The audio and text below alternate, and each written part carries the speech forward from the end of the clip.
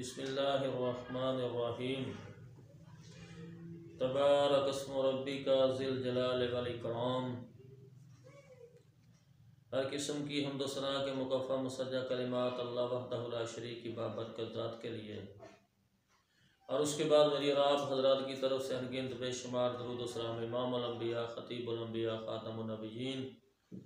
رحمت للعالمین شفیع المذنبین سید الاولین والآخرین جناب محمد الرسول اللہ صلی اللہ علیہ وسلم دی ذات اقدس تے اور آپ کی آل پر۔ محترم سامعین حضرات، آج میں آپ کو بتلاؤں گا کہ جادو کا عمل کیسے جلایا جاتا ہے۔ تو میں آپ لوگوں کو یہ بھی بات بتا دوں، ایک بات یہ یاد رکھنا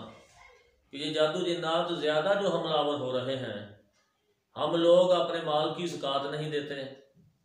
ہم اپنے مال کو یا شادیوں پہ زیادہ اڑاتے ہیں یا مکان بنانے میں زیادہ اڑاتے ہیں۔ ہمیں یہ تصور تک نہیں ہے کہ یتیموں کا حق بھی ہمارے مال میں ہے،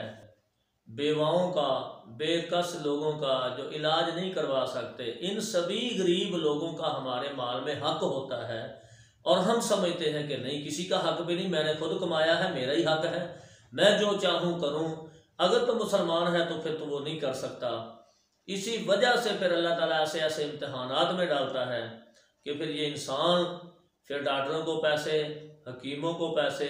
اگر اس کے بعد آ جائے تو پھر ہم جیسے عاملوں کو پیسے، پھر اس کو لٹانے پڑتے ہیں جگہ جگہ جا کر۔ پھر جب اس کو علاج نہیں ملتا، وہ سبھی سے مایوس ہو جاتا ہے، ساری زندگی اس کی ایسی پریشانیوں سے گزرتی ہے۔ اگر آپ لوگوں نے خوشحال رہنا ہے تو پھر اپنے مکان بنانے سے پہلے جو مال اس میں ہے اس کی زکوٰۃ ادا کر دو،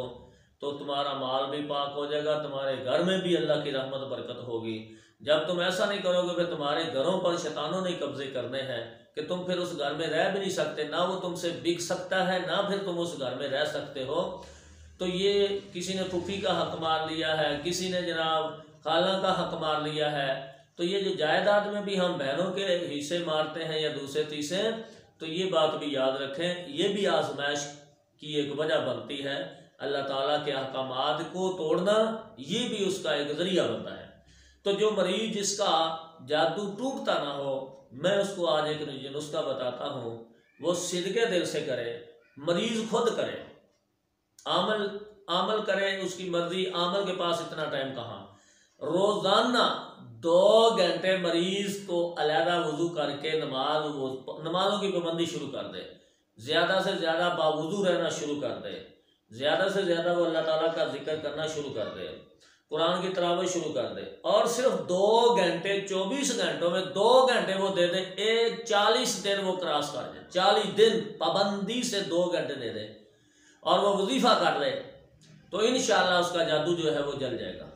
یہ میں گارنٹی سے کہتا ہوں، اللہ پر پورا بھروسہ رکھ کے کہتا ہوں، اللہ کی سچی کلام کا مجھے انشاءاللہ اتنا اعتماد ہے۔ لا الہ الا اللہ وحدہ لا شریک لہ لہ الملک ولہ الحمد وہو علی کل شیء قدیر۔ یہ 2 گھنٹے جتنا اس سے پڑھا جاتا ہے، پانی کا گلاس قریب رکھے یا جگ قریب رکھے، اور اس پر وہ دم کرتا جائے، اور آخر پہ جا کر اس کو پی لے۔ انشاءاللہ اگر وہ 40 دن کراس پورے کر گیا، اللہ کے حکم سے جادو کی جڑ ختم ہو جائے گی۔ ہم لوگ خود محنت نہیں کرتے، اناڑیوں کو بلا کر،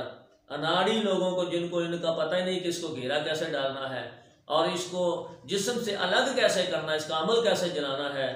تو ہم اپنے آپ کو مزید خراب کر لیتے ہیں۔ یہ میں آپ کو نسخہ بتاتا ہوں، انشاءاللہ میرا زمودہ ہے،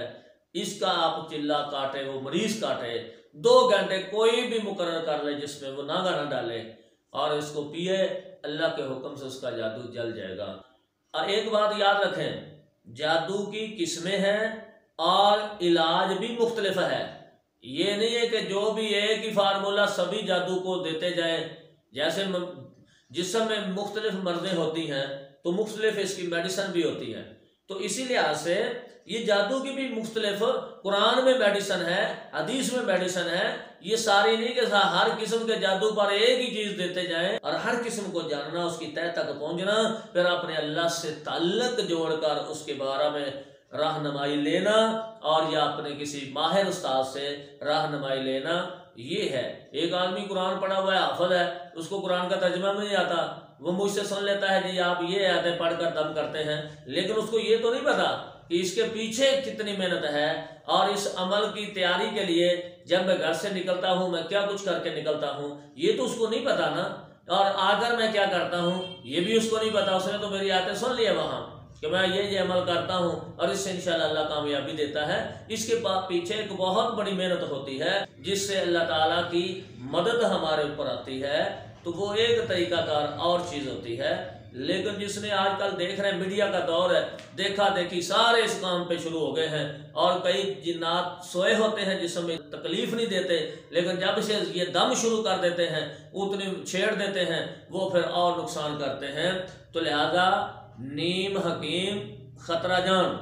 یہ بالکل اس کے مصداق ہے، نیم ملا خطرہ ایمان۔ آپ لوگ کسی قابل ترین شخص سے علاج کروائیں، اور یہ ناڑیوں سے یہ بالکل نہ کروائیں۔ یہ جتنے ڈیرے بنا کے بیٹھے ہوئے ہیں فلاں جگہ پہ جانا جی ہم نے 20 تم نے دم کروا لے تمہیں کوئی فرق نہیں پڑا، تو آگے کہاں تک جاؤ گے؟ کوئی 2 مہینے مسلسل بھی جا رہا ہے، 3 مہینے مسلسل بھی جا رہا ہے،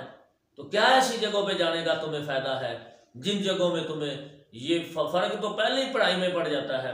عمل کا اصل عمل ہو پہلے عمل میں ہی پتہ چل جاتا ہے، اس کو کچھ نہ کچھ افاقہ ضرور ہو جاتا ہے، اگر پہلے میں نہ ہو تو دوسرے میں ہو جاتا ہے۔ تو لہذا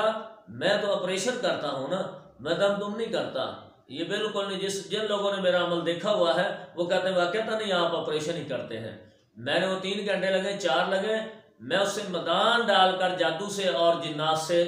یعنی لڑتا ہوں، اس لیے یہ ہمارا عمل الگ ہے، ان لوگوں کا عمل الگ ہے۔ لہذا خدا را اللہ سے ڈریے، اور فتنوں آزمائشوں سے اگر بچنا ہے تو اپنے مال کا جو غریبوں مسکینوں بیواؤں ان لوگوں کا حق ہے ان کو ادا کرتے رہو، جن کی جائیداد میں حصہ بنتا ہے ان کا حصہ دیتے رہو، تم بہت بڑی آزمائشوں سے بچ جاؤ گے، تم یہ جادو ٹونوں سے بچ جاؤ گے۔ بڑے بڑے گندے قسم کے جادو ہیں، اب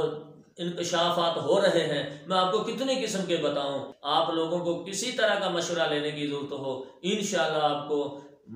بالکل صحیح مشورہ دوں گا، اور آپ کو اس کا گھر بیٹھے اگر آپ حل کرنا چاہتے ہیں تو انشاءاللہ گھر بیٹھے بھی آپ اس کا حل کر کے اپنی جان چھڑا لیں گے۔ اللہ ہم سب کا حامی و ناصر ہو۔ السلام علیکم ورحمۃ اللہ وبرکاتہ۔